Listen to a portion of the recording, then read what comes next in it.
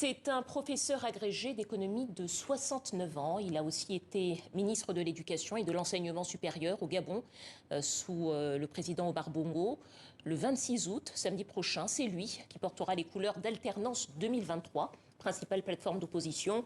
Albert Ondo Ossa est l'invité du journal Afrique depuis Libreville. Et d'avance, toutes nos excuses pour le léger décalage entre les questions et les réponses.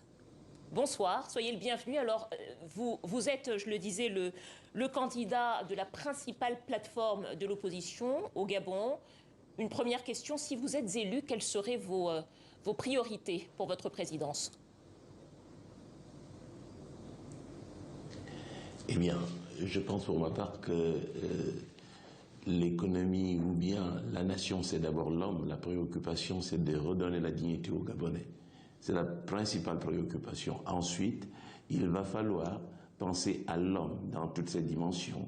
L'homme, c'est sa formation. L'homme, c'est sa santé. L'homme, c'est son travail. L'homme, c'est sa retraite. Il s'agit effectivement de passer en revue toutes ces dimensions pour que le Gabonais retrouve sa dignité. C'est essentiellement cela.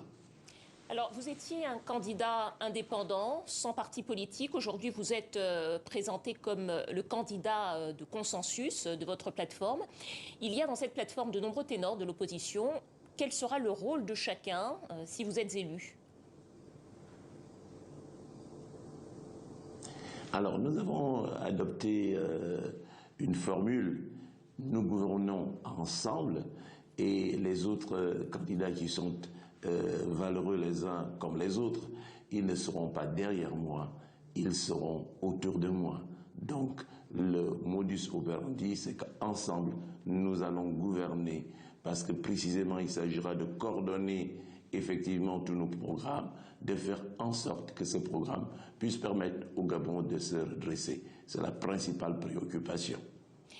Depuis le 4 août et le décret du 4 août, au Gabon, le scrutin se déroule selon le principe du bulletin unique. Alors, c'est-à-dire que les électeurs sont obligés de voter pour un candidat et pour le député du parti de ce candidat. Vous n'avez pas de parti, mais dans le cadre de votre plateforme, vous auriez pu aligner des candidats à la députation, les candidats des autres partis de votre coalition. Vous avez fait le choix d'y aller seul. Ça veut dire que si vous êtes élu président, vous n'aurez aucun député à l'Assemblée nationale. On a envie de vous demander pourquoi ce choix? Alors, le choix qui a été porté sur moi, c'est parce que la loi, effectivement, on l'a appelée une loi inique. C'est une loi qui va contre la démocratie. Elle ne permet pas, effectivement, d'exercer la démocratie dans notre pays. Et voilà pourquoi, effectivement, on a préféré prendre quelqu'un qui est un candidat indépendant. Et le candidat indépendant a la particularité de ne pas avoir, effectivement, de député. Il est alors obligé de pouvoir dissoudre le Parlement. C'est ça précisément qui va se passer. La dissolution du Parlement, on remet tout à plat et on repart à zéro. Il s'agit donc d'une stratégie délibérée pour faire table rase du système politique tel qu'il est aujourd'hui. Si vous êtes élu, bien sûr. C'est exactement cela. Le système politique, c'est un système liberticide qui ne permet vraiment pas à la démocratie de s'exercer et qui permet la pérennité du système actuel. Il fallait trouver une solution face aux procédures du pouvoir. C'est la première fois qu'on voit cela, une loi électorale qui est modifiée alors que le processus électoral a commencé, parce que le pouvoir se sentant en danger voulait absolument se maintenir. Et de ce point de vue, on a trouvé cette formule-là, et elle marche, et elle va marcher. Monsieur Ondo Ossa, hier soir, le journal de 20 heures de la télévision nationale a diffusé en ouverture un enregistrement présenté comme une conversation entre vous et votre allié, Alexandre Barraud-Chambrier. Nous avons choisi de ne pas diffuser le son de cet enregistrement, faute d'avoir pu l'authentifier. Mais les propos qui vous sont attribués, on entend deux hommes planifier la prise de pouvoir avec l'aide du chef de l'État français, Emmanuel Macron. Je voudrais simplement vous demander d'abord votre réaction à la diffusion de cet enregistrement et si vous reconnaissez avoir tenu ces propos avec Alexandre Barrou-Chambrier. Alors la première chose, c'est que je reprendrai une vieille formule. Il faut laisser les choses basses mourir d'elles-mêmes. Je n'ai pas d'autres commentaires parce que précisément c'est du trafic. Il existe aujourd'hui, les nouvelles technologies de communication sont capables de tout. Et on a inventé une conversation de toutes pièces en imitant la voix de M. Alexandre Barrou-Chambrier. Et dans cette vidéo que moi-même j'ai écoutée, on ne m'entend même pas parler. Mais j'ai des raisons de croire que ceci avait été préparé contre Alexandre Barrou-Chambrier, d'autant qu'il était le candidat le mieux préparé, celui qui a le mieux travaillé sur le terrain. Et le pouvoir s'attendait à le voir candidat et s'est préparé à le dénigrer.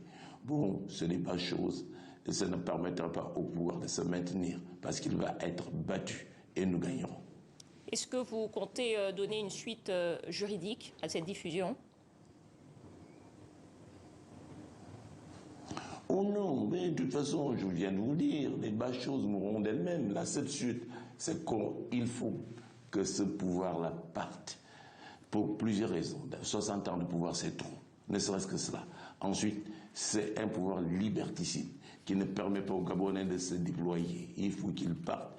Et nous avons pris toutes dispositions utiles, les dispositions que nous permet la Constitution, dispositions démocratiques, pour pouvoir battre démocratiquement ce pouvoir. J'ajoute que les Bongo n'ont jamais gagné aucune élection depuis qu'ils sont là.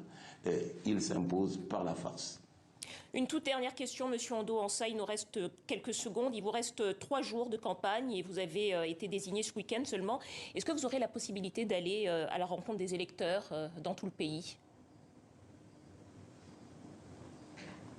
Eh bien, nous n'aurons plus la possibilité puisque ce matin même, on nous a bloqués, on n'a pas donné des autorisations à un avion qui nous convoyait vers l'intérieur du pays. Nous avons choisi quelques endroits, nous irons en véhicule, mais il faut savoir que les nouvelles technologies de communication nous sont favorables. Deuxièmement, il faut savoir que le peuple gabonais a marre effectivement du système actuel, du pouvoir actuel, a marre des Bongo. Le peuple gabonais rêve de changement et c'est ce que nous avons pu remarquer à l'intérieur du pays comme à Libreville. Nous allons gagner cette élection présidentielle. Merci à vous, Albert Ondo-Ansah, candidat à la présidentielle gabonaise pour la plateforme d'opposition Alternance 2023.